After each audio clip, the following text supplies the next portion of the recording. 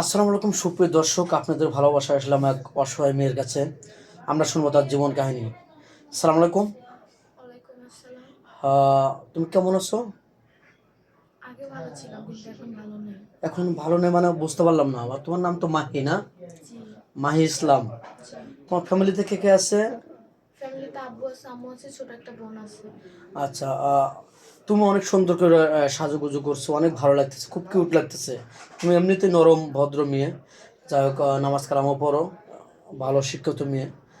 যাক, তুমি এরকমভাবে আজকে অনেক সুন্দর করে সাজুগুজু করছো, তার কারণটা কি জানতে পারি? তার কারণ ছিল আসলে আজকে আমাকে দেখতে আসছিল। আচ্ছা। তো আমাকে দেখতে এসে আমাকে পছন্দ হয়েছে, কিন্তু লাস্ট পর্যায়ে মানে সবাই অনেক খুশিও ছিল, আমার মা বাবা আমিও খুশি ছিলাম যে অবশেষে আমার আব্বু স্বপ্নটা পূরণ হবে, আমাকে বিয়ে দিতে পারবে। কিন্তু তারা ওই যে 2 লাখ টাকা যৌতুক চাইলো, আর ছেলেকে বললো একটা বাইক দিতে হবে, আর ঘরের যাই যা ফার্নিচার আছে সব দিতে হবে, কারণ আমার আব্বুর কাছে তো এত টাকা নেই, আমার আব্বু কই থেকে দিবে, তাই বিয়েটা ভেঙে গেছে। এটা কি আজকে এসে বলছে নাকি বিয়ের আগে ইঙ্গিত দিছিল, কোনটা? ইঙ্গিত দেন আজকে এসে বলছে। ও, আজকে বিয়ের দিনে বলছে যে বাইক লাগবে আর 2 লক্ষ টাকা যৌতুক লাগবে ক্যাশ। জি। তোমাদের কি দেওয়ার মতো অ্যাপালিটি নেই? জোর জমি নাই, বিক্রি করে দেওয়া যাবে না?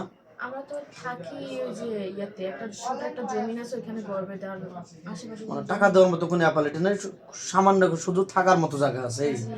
এখন তুমি কি চাচ্ছ? আর এগুলো পোশাক আশাক কে দিয়েছে তোমাকে? পোশাক আশাক গুলো ওই যে আমার একটা চাচি আছে, ওই চাচির আর কি। তো আমাকে যেহেতু দেখতে আসছে, তো আমি 3 পিস পরা ছিলাম, বলে কি না 3 পিস পরে ছেলেরা যদি পছন্দ না করে দেখতে কেমন যেন একটা লাগে, তুমি একটা কাজ করো, আমার থেকে কিছু গয়না আছে, শাড়ি আছে, তুমি ওগুলো পরো। তা তাদের ইচ্ছা ছিল দেখতে এসে তুলে নিয়ে যাবে বিয়ে শাদী জি করে, জি, এই তো। আমার উনি ওটা দেখা শেষ তখন বলতেছে টাকা লাগবে নাকি? হ্যাঁ, দেখা শেষ, ওনাদের পছন্দ হয়েছে, এখন বলতেছে যে যৌতুক দিতে হবে। এখন আমার আব্বুর এই মুহূর্তে যৌতুক কই থেকে দিয়ে বলেন, তাই বিয়েটা ভেঙে ওরা চলে গেছে। তো ধ্যান সুপ্রিয় দর্শক, মানুষের কত কষ্ট হলে এরকম হৃদয় বেদনা ঘটনা ঘটে।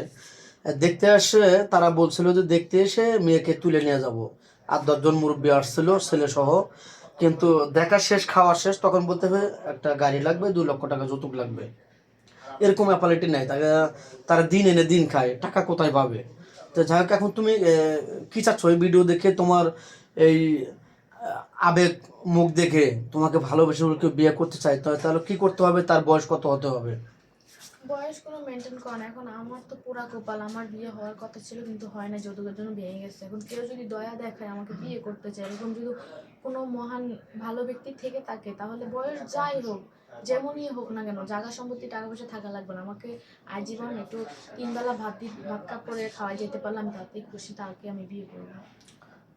তোমার কোনো আপত্তি নেই? আমার কোনো আপত্তি নেই। আচ্ছা, তার যদি একটা বেবি থাকে, ছোট্ট একটা বাচ্চা থাকে? তার একটা না, 5-6টা বেবি থাকলেও সমস্যা নাই। ওই বেবিদের পালন পোষণ মানুষ করার দায়িত্ব আমার। কারণ একটা মুসলমান মানুষ 4টে বিয়ে করতে পারে, তা 2টা করলে তো এমন কোনো কিছু না নাকি? না। সে যদি বউকে ভালো রাখতে পারে, জি। 2টা বউকে সে যদি হ্যাপি রাখতে পারে। সে যদি খাওয়াইতে পারে, 5টা বিয়ে করলে আমার কোনো আপত্তি নেই। বুঝতে পারছি। যাই হোক, তোমাকে যদি প্রবাসী নিয়ে যেতে চায়, সে বাইরে থাকে, তোমাকেও ভিসা দিয়ে বাইরে নিয়ে যাবে, ওখানে সেটেল করবে, তুমি কি রাজি হবে? আমার হাজবেন্ড যদি বলে তো যাইতে হবে, তাহলে তো আমার যাইতেই হবে না। ও আচ্ছা, তুমি যাবে, রাজি তো নাকি? জি।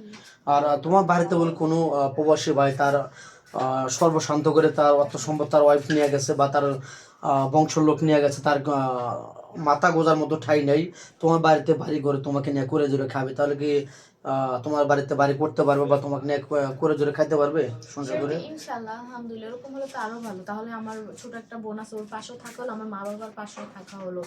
সে যদি আমার বাড়িতে ঘর বানিয়ে থাকতে চায় তাহলে থাকতে পারে, কোনো সমস্যা না, ওরকম একটা জায়গা আছে আমাদের।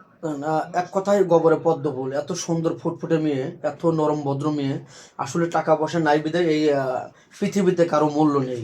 এত সুন্দর মেয়ে, তার টাকা পয়সা নাই বিধায় ভালো বিয়ে হচ্ছে না। বয়সও মাত্র 18 বছর। তো যাই হোক, বয়স যদি আপনার 30, 35, 40 হয়ে গেছে, তাও মেয়েটার কোনো আপত্তি নেই। সত্য বললাম কিনা? জি। তোমার ভিডিও তো দেশ প্রবাস থেকে দেখছি, তোমার ফোন নাম্বারটা দিয়ে দাও, ভিডিওটা আর লং করতে চাচ্ছি না।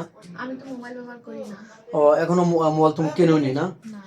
মেয়েটার ফোন নেই, আর স্কিপ বাড়াতে চাচ্ছি না, সবারই মূল্যবান সময় নষ্ট করতে আর চাচ্ছি না। যাই হোক, মেয়েটার কোনো ফোন নেই, অডিও কল দিবেন, ভিডিও কল দিলে ব্লক করতে বাধ্য হবে। সুস্থ থাকবেন, ভালো থাকবেন, এই বলে শেষ করে দিচ্ছি। আল্লাহ হাফেজ।